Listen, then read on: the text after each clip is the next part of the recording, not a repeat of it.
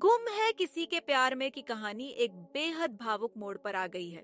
मुक्ता अपनी क्लास में पढ़ा रही होती है, तभी अचानक मोहित के सीने में तेज दर्द उठता है।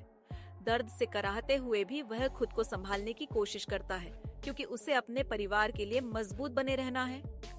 इस बीच तेजू और मुक्ता साथ मिलकर एक गीत गा रही होती है। मोहित जब तेजू को देखता है तो उसके दिल में चिंता घर कर जाती है। उसे एहसास होता है कि तेजू की जिंदगी अब तक स्थिर नहीं हुई है।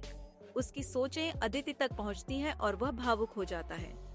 इसी गहरी सोच में डूबे हुए वह गलती से एक पारिवारिक फोटो गिरा देता है। जब वह फोटो को उठाता है, उसकी आंखों में आंसू भर आते हैं। उधर सैमी तेजू से ऋतुराज के साथ उसके रिश्ते को लेकर सवाल करने लगती है। तेजू बताती है कि उन्होंने काफी समय से बात नहीं की है, क्योंकि ऋतुराज अपने शोज में व्यस्त है। सैमी को कुछ अजीब लगता है और वह पूछती है कि क्या ऋतुराज ने कभी शादी की बात की है। तेजू इस सवाल से चौंक जाती है और कहती है कि उन्होंने इस बारे में कभी चर्चा ही नहीं की। सैमी उसे सतर्क रहने की सलाह देती है और कहती है कि ऐसे आदमियों पर जल्दी भरोसा नहीं करना चाहिए। लेकिन तेजू उसका बचाव करते हुए कहती है कि ऋतुराज ऐसा इंसान नहीं है। तनाव के माहौल को हल्का करने के लिए मुक्ता तेजू से मोहित का पसंदीदा गाना गाने के लिए कहती है।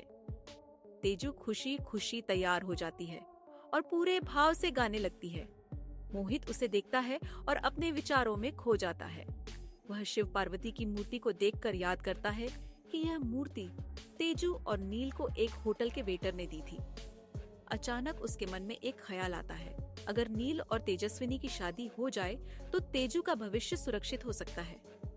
बिना देरी किए मोहित नील को कॉल करता है और पूछता है कि क्या उनके घर वाले उसके लिए रिश्ता देख रहे हैं। जब नील हाँ कहता है तो मोहित सीधा सवाल करता है, क्या वह तेजू से शादी करेगा? कुछ देर की चुप्पी के बाद नील हामी भरता है और कहता है कि वह अपने माता पिता से बात करेगा। मोहित अपने परिवार को बुलाने की कोशिश करता है, लेकिन उसकी आवाज कोई नहीं सुन पाता, क्योंकि तेजू गाने में मग्न रहती है।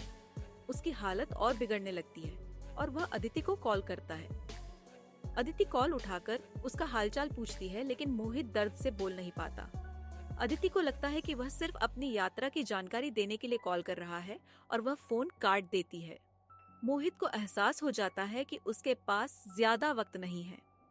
वह हाथ जोड़कर अपने परिवार की भलाई के लिए प्रार्थना करता है और आखिरकार दर्द से कराहते हुए जमीन पर गिर जाता है।